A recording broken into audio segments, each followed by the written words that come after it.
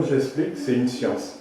Donc, ce qui compte, c'est l'utilisation. Ouais. Si les gens font le mal avec, c'est que c'est les gens qui sont mauvais, tout simplement. Tu vas te demander pourquoi une vidéo sur la religion chrétienne dans une chaîne qui parle de langue, dans une chaîne d'entraîne sur la langue bassa entre débutants. Je ne sais pas si tu te rappelles du meurtre de Mamoudou Bari. J'avais fait une vidéo que j'ai mis en mode privé parce qu'au départ c'était un supporter algérien, après c'était un turc fou, enfin bref, mettons ça de côté. Mais dans cette vidéo, j'ai bien parlé que si on arrivait à nous tuer de la sorte, c'est parce qu'on n'était pas assez ancré dans nos langues, assez ancré dans nos coutumes, assez ancré peut-être dans ce qu'on peut appeler la spiritualité, tu vois.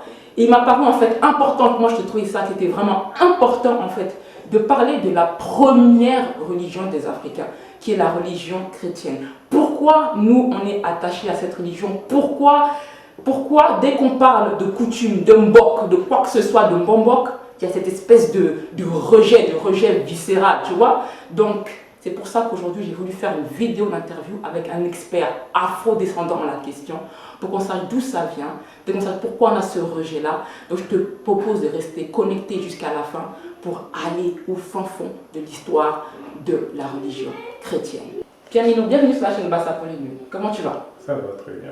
Ok. Je voulais vraiment te faire venir, en fait, comme je disais tout à l'heure, en fait, pour pouvoir expliquer l'origine de la religion chrétienne. Et je sais que tu es un expert là-dessus, je sais que tu as écrit pas mal d'ouvrages.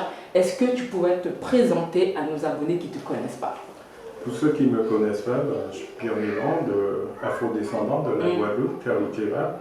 C'est vrai que j'ai écrit 3 livres, Moïse l'Africain aux éditions Bénébuc, La véritable Bible de Moïse, d'abord à compte d'auteur en 2003 et aux éditions Aniboué en 2009.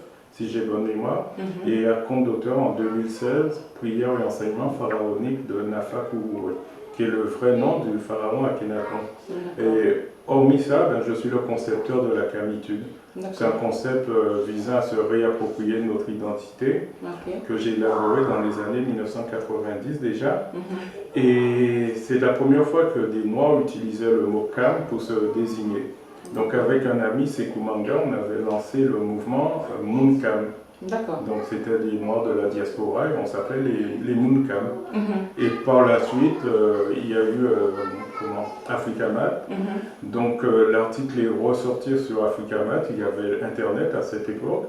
Et il y a eu le Parti Kémy qui s'en est inspiré, qui l'a médiatisé, et c'est comme ça que les gens maintenant s'appellent Kémy. Exactement. Voilà. Ouais, c'est vrai que c'est un mot qu'on entend un peu partout et les gens ne savent pas vraiment à quoi ça correspond. Mais je pense qu'on reviendra dessus après.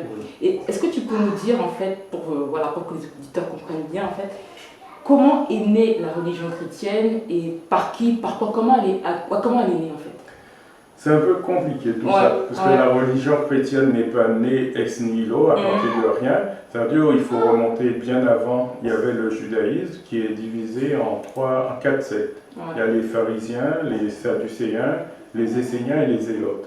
Et donc, ce qui s'est passé, c'est qu'à un certain moment, les juifs, puisqu'il s'agit de juifs à la base, ils sont opprimés par les Romains. Et si vous prenez les évangiles font allusion à la destruction du temple de Jérusalem, chose qui a eu lieu en l'an 70. Donc ce qui signifie que ces livres ont été écrits forcément après 70. Après 70, donc après... L'an 70. L'an 70, après ce qu'on appelle la naissance de Jésus-Christ. Oui, entre guillemets de Jésus, parce que le personnage ne s'appelait pas Jésus et ne s'appelle toujours pas Jésus. D'accord. On aura l'occasion d'en revenir. Et ces livres ont été rédigés entre l'an 70, c'est-à-dire entre la première révolte et la seconde révolte juive. Comment on le sait? C'est que dans les évangiles, on mentionne 3 sectes sur 4. C'est-à-dire les pharisiens, les sadducéens et les zélotes. Mais on ne mentionne pas les esséniens. Et ces 3 sectes-là, c'est quoi exactement en fait? Vous savez, dans tout groupe, il y a toujours une scission. D'accord. C'est-à-dire, à un certain moment, les gens ne sont pas d'accord, donc ça crée une scission. Dans le judaïsme, par exemple, on a les séfarades, les ashkénazes. Dans l'islam, on a grosso modo les chiites, les sunnites. Dans le christianisme, on a les catholiques et les protestants. Mais avant d'arriver à ça, il y a eu pas mal de guerres entre chrétiens. Et ce qui s'est passé, c'est que les livres ont été rédigés entre l'an 70 et l'an 136 de l'ère chrétienne, entre guillemets. Et à ce moment-là, on a pris l'histoire d'un juif qui s'appelle Menahem, fils de Judas le Galiléen. Donc c'est un zélote à la base. D'accord. C'est-à-dire c'est un révolutionnaire. On a affaire plutôt à un loup qu'à un agneau. D'accord. Et on va plutôt, les premiers chrétiens, entre guillemets, on va les appeler les zélotes, ensuite on va les appeler les nazaréens. Et jusqu'à maintenant, en langue arabe et dans certains pays, les chrétiens, les Européens sont appelés nazaréens. Par la suite, à Antioche, dans le livre des Actes, on va les appeler chrétiens. Mais si vous prenez l'histoire de Menahem, fils de Gamala, c'est exactement l'histoire qu'on va attribuer à Jésus beaucoup plus tard. C'est-à-dire que c'est un révolutionnaire, descendant de David, qui prétend au trône de Juda, qui va rentrer triomphalement à Jérusalem, qui sera arrêté dans le jardin de Gethsémane et qui sera mis à mort. Et c'est là où c'est C'est à partir de cette histoire, c'est-à-dire que c'est la matière première, et on va fabriquer le personnage de Jésus beaucoup plus tard. Il y a Celsus qui le dit, en parlant à Origène, il dit celui auquel vous avez donné le nom de Jésus. D'accord. Donc on va lui donner un nom, on va prendre aussi dans la religion égyptienne le mythe d'Osiris, qu'on va combiner pour fabriquer le personnage de Jésus de Nazareth. Parce que Nazareth, qu'on va présenter comme une ville en Galilée, n'existait pas à l'époque. Ça vient du mot nazaréen, qui signifie simplement quelqu'un qui est consacré à Dieu. Mais donc quand tu dis donc que c'est en fait différentes scissions en fait du peuple juif, Oui. voilà, qui a donné le christianisme, mais sur quoi il s'est basé, sur quoi, ça n'a pas explosé. Parce qu'il s'est passé quelque chose, c'est que les Juifs, comme ils étaient opprimés, ils étaient dans l'attente messianique d'un sauveur, quelqu'un qui allait les libérer des Romains. Donc évidemment, entre eux, ils n'étaient pas d'accord déjà. Sous la nature, est-ce que ce sera un guerrier ou pas, mais dans la majorité des cas, les Juifs pensaient que c'était un combattant. Ils n'attendaient pas un messie souffrant, mais un guerrier, quelqu'un qui allait vraiment prendre les armes et se débarrasser. C'est ce qu'a fait Menahem. Mais par la suite, puisque là on va très vite, quand l'empereur Constantin va récupérer cette histoire, il y a l'édit de Milan en l'an 313, il interdit la persécution de ceux qu'entre-temps on a appelés chrétiens, l'image de Jésus va être transformée. Du loup, il deviendra un agneau. Parce que c'est plus facile de présenter à des peuples, dans un but de conquête, l'image d'un agneau, c'est-à-dire si je te mets une claque sous la joue droite, de tendre l'autre joue, que œil pour œil, dent pour œil, dent pour dent. D'accord.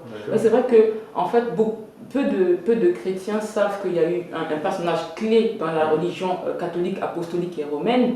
C'est comme ça qu'on l'appelle. C'est le départ, en fait, qui a été donc, Constantin Ier, et qui, avec le concile de Nicée, a posé toutes les bases en fait, de ce qu'on vit aujourd'hui. Oui. Mais pas toutes les bases, certaines bases, puisque petit à petit, parce que même la nature de Jésus, celui qu'on a fabriqué, savoir est-ce qu'il est Dieu ou est-ce qu'il est homme, ça a mis des siècles, il y a eu beaucoup de conciles, il y a eu des scissions pour dire s'il est Dieu, à ce moment-là il devient fils de Dieu. Et par rapport à son sacrifice, ça pose problème. Et d'ailleurs, même à l'époque de l'islam, au 7e siècle, la question n'était toujours pas réglée. Puisque dans l'islam, la sourate 112, justement, on dit « Il n'y a de Dieu que Allah ». Il n'a pas engendré et il n'a pas été engendré. Parce qu'on reprend ça par rapport au débat qu'il y avait à l'époque dans le monde chrétien. Il y avait des chrétiens qui disaient « Dieu a engendré », d'autres disaient « Dieu n'a pas engendré ». Et donc, ça explique la sourate 112. Et même le fait que Marie, mère de Dieu, tout ça, c'est des choses qui vont arriver après. La fixation de la date de la Pâque, ça a été ordonné par l'empereur Justinien, qui demande à Denis le Petit de trouver la date de la Pâque. Mais tu sais, il y a aussi le fait que toi, tu parles de la persécution des Romains, alors qu'on parle systématiquement de la persécution des Égyptiens, 400 ans d'esclavage, etc. Voilà. Est-ce que tu peux nous en dire un peu plus par rapport à cette... La persécution des Égyptiens. Ouais, parce que là, c'est-à-dire que tu nous as parlé de la persécution des Romains par rapport aux Juifs, mais la plupart des chrétiens, notamment des chrétiens noirs, eux ne retiennent que l'éventuel dans la Bible, parce que tu m'as bien dit que en fait c'est donc, enfin, voilà, donc ces tribus juives qui ont été séparées et qui ont mis en place cette religion-là, mais dans la Bible on parle que de la persécution, enfin c'est pas ça, c'est que les chrétiens noirs parlent que de la persécution des Juifs en Égypte, l'esclavage des Juifs en Égypte. Est-ce que tu peux nous en parler un peu plus? L'esclavage des Juifs en Égypte, ça n'a jamais eu lieu. Les Juifs n'ont jamais été esclaves en Égypte. Tous les égyptologues sont d'accord. Par contre, ce qui s'est passé, c'est que à l'époque ptolémaïque, il y a Ptolémée I, le père de Ptolémée. Alors, qu'est-ce que tu appelles Plénète, pour ceux qui comprennent ça? L'époque ptolémaïque, c'est quand Alexandre le Grand envahit l'Égypte. À ce moment-là, son royaume est divisé en plusieurs parties après sa mort. Et donc, il donne aux Ptolémées l'Égypte comme royaume. Et les Ptolémées, c'est quoi? C'est des Blancs, des Européens, des Macédoniens, des Grecs. Donc, à ce moment-là, Ptolémée Ier devient, entre guillemets, pharaon d'Égypte. Et lui, ce qu'il a fait, il a déporté des centaines de Juifs en Égypte et les a réduits en esclavage. C'est à partir de cet épisode qu'on va élaborer l'esclavage des Juifs en Égypte. Ce qui permet de voir, entre-temps, que si dans la Torah, on parle de quelque chose qui a eu lieu 300 ans avant Jésus, c'est que la Torah a été rédigée après. Donc ça fait partie des anachronismes qui permettent de dater la Torah de l'époque de Ptolémée II. Généralement, on dit que Ptolémée II a traduit la version des Septante, mais en fin de compte, ce n'est pas une traduction, c'est qu'il a tout simplement fait venir 72 Juifs, c'est-à-dire les membres du Sanhédrin, puisque le Sanhédrin, c'est l'assemblée. C'est quoi le Sanhédrin? Si vous voulez, c'est un peu, comment expliquer ça, l'assemblée des évêques pour les chrétiens, mais chez les Juifs. C'est-à-dire tous ceux qui vont, les docteurs de la loi. Donc c'est eux qui vont décrire le judaïsme. Et il y en a 72 qui arrivent, c'est-à-dire le Sanhédrin au grand complet. Et à ce moment-là, ils vont faire une traduction de la loi en grec pour les Juifs, la Septante, pour les Juifs qui sont hellénisés, c'est-à-dire de culture grecque, et une traduction en araméen pour les Juifs qui parlent leur langue, les langues sémitiques, l'araméen entre autres. Et c'est là qu'ils vont élaborer. Et c'est là que la Torah va prendre cette histoire par rapport à Ptolémée, mais on va transposer ça à une époque antérieure. D'accord. Est-ce que tu peux nous éclairer sur le fait comment cette religion en fait s'est propagée en Afrique? Cette religion s'est propagée parce qu'une fois que l'empereur Constantin a déclaré que le christianisme devient religion de l'Empire romain, il y a le roi Ezana d'Éthiopie qui va se convertir à la même période au christianisme pour faire du business, quoi, tout simplement.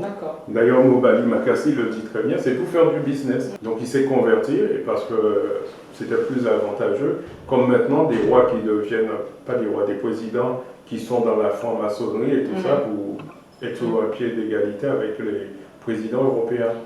Et parallèlement à ça, à Alexandrie aussi, il y avait déjà le christianisme qui était implanté dans le milieu juif, qui a évolué pour donner ce qu'on appelle les Nazaréens. Et l'Égypte est devenue, entre guillemets, chrétienne aussi à cette époque. Donc on avait à Alexandrie des chrétiens et on avait aussi en Éthiopie.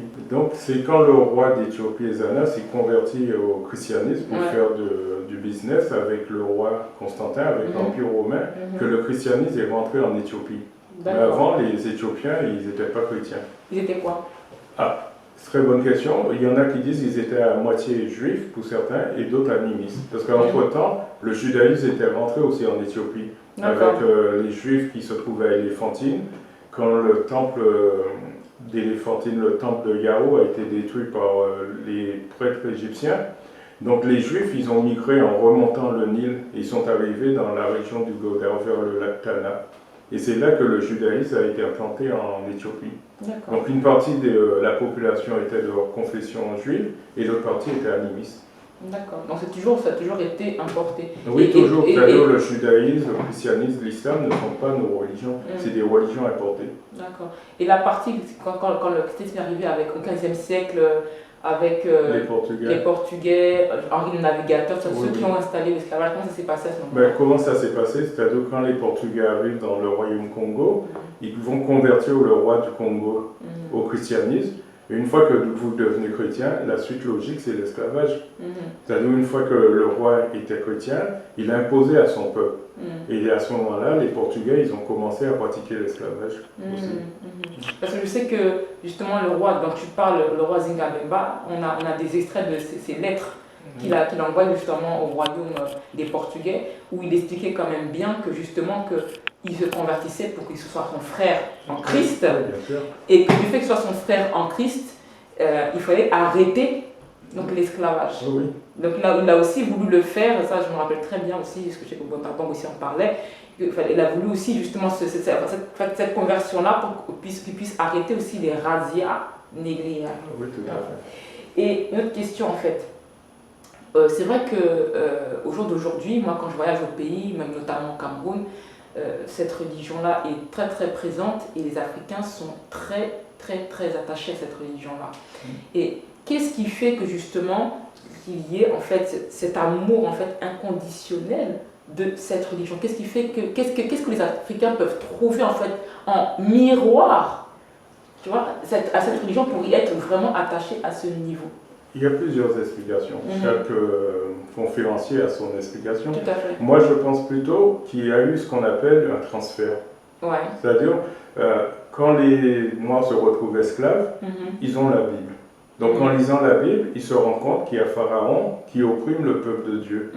Et donc, eux, ils font un transfert, ils se prennent pour le peuple de Dieu. D'accord. D'accord. Et donc, les Européens vont représenter l'Égypte. Et eux, le peuple d'Israël. D'accord. Et c'est par mimétisme, tout simplement. Donc, c'est pas... Et donc, ils vont se trouver tellement attachés à cette histoire qu'ils leur rappellent quelque part leur histoire en faisant un transfert. Et à tel point qu'ils vont même aller jusqu'à se dire hébreu noir, bantou, israélite, enfin tous ces noms qu'on voit maintenant. Voilà. Donc en fait, ce que tu veux dire, c'est qu'il y a un transfert entre la souffrance des Juifs et la souffrance du noir face à l'esclavage, que ce soit arabo-musulman ou l'esclavage... Je pense que ça relève de la psychanalyse. D'accord. Et le fait que quand même dans certains cas, soit par rapport à l'esclavage, tu sais que souvent on imposait aussi la conversion, plus ou moins des fois par la violence, et ça il n'y a pas d'explication à ce niveau-là non plus. Si, il peut y avoir une explication, c'est toujours encore dans la psychanalyse, c'est le syndrome de Stockholm. À force de vivre assez longtemps avec votre bourreau, vous finissez par l'aimer jusqu'à donner votre vie pour lui. D'accord. Enfin, ça prouve qu'on est un peu malade.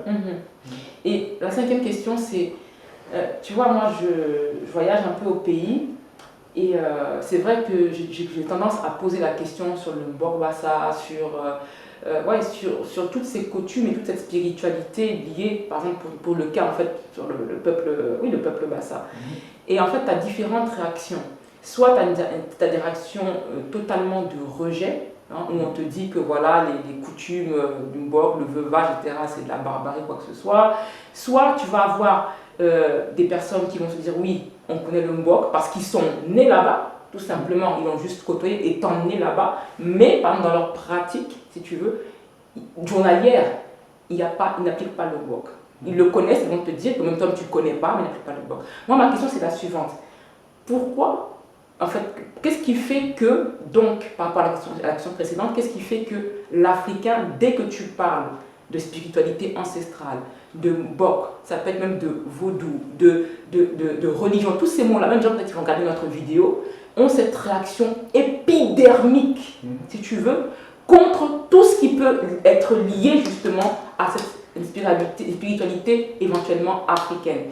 Une réaction tellement épidermique que ça peut même en venir aux mains. C'est-à-dire que si les personnes sont bien socialement, ça va juste, voilà, ou un rejet. Ça peut arriver dans des situations bizarres, dans des situations de pauvreté, en arriver aux mains. Explique-moi s'il te plaît. Ben justement, ça c'est pour faire suite à ce que je viens de dire. Ça relève encore de la psychanalyse.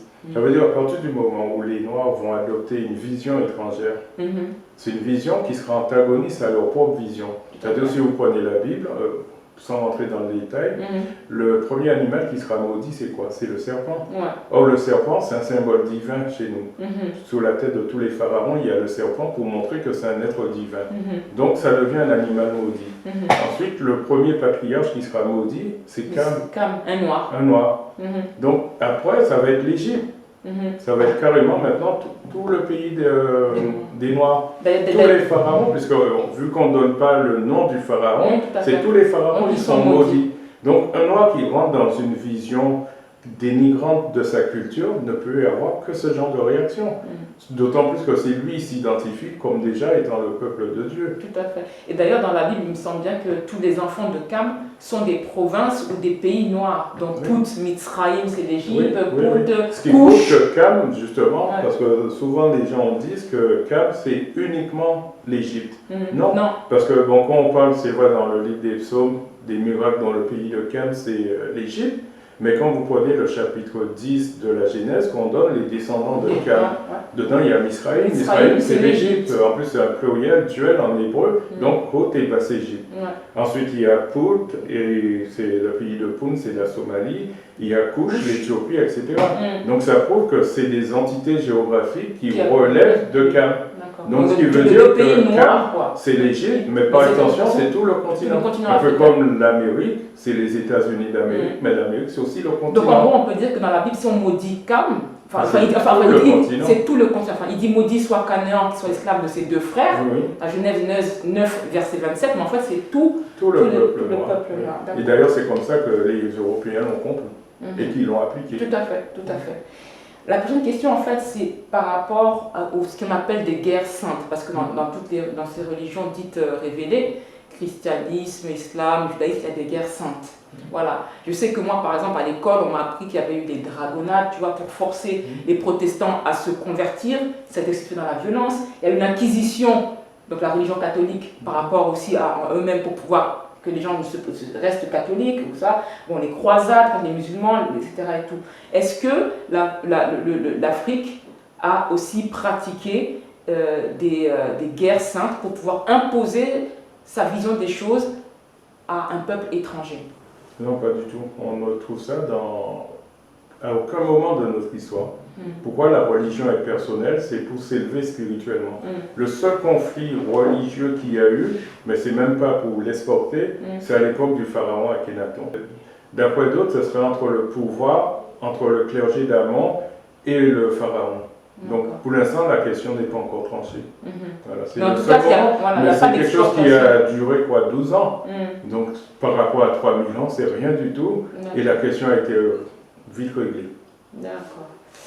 Et la dernière question, ça revient encore, c'est que justement, est-ce que quand tu écoutes la plupart des personnes qui sont dans des religions, etc., sans vouloir juger quoi qui que ce soit, c'est qu'il n'y a quasiment aucun aspect positif.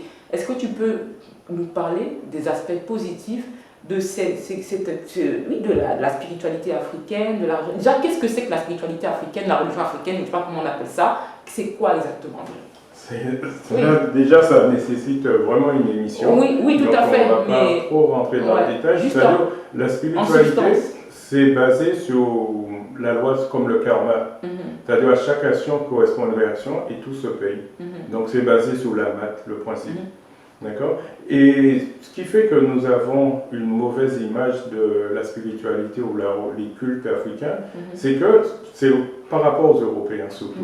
À partir du moment où ils nous ont convertis déjà, on a une mauvaise image, mais vu que on rentre en conflit avec eux, ça veut dire qu'on va utiliser par exemple le vaudou pour se libérer. Dans notre spiritualité, c'est une science. Donc, comme je le dis tout le temps, avec les plantes, on peut faire un remède ou un poison. Donc, c'est l'utilisation. Donc, nous, on va l'utiliser pour faire le mal. Parce que il faut se débarrasser de l'ennemi. Donc, c'est pas en lui prodiguant de l'amour que vous allez vous débarrasser de lui, c'est vraiment en le tuant. Et donc, on va développer cet aspect.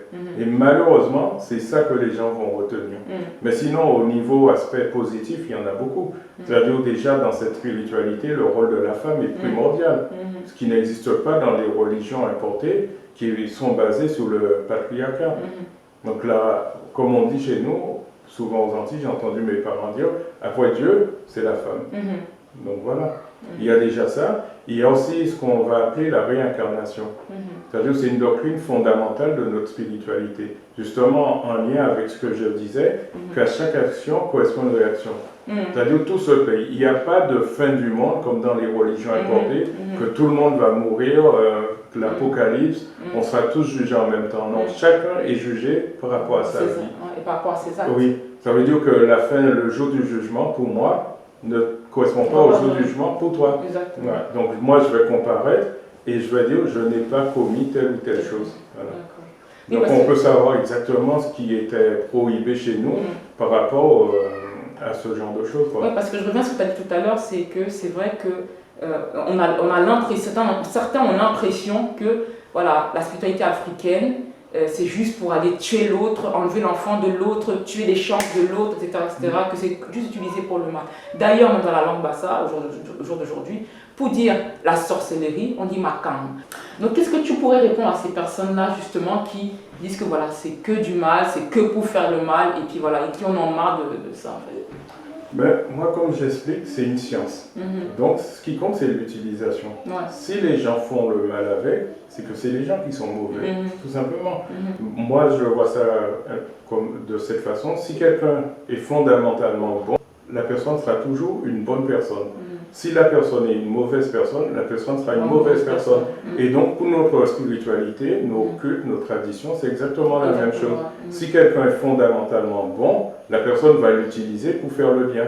Mais si c'est une mauvaise personne, la personne l'utilisera pour faire le mal.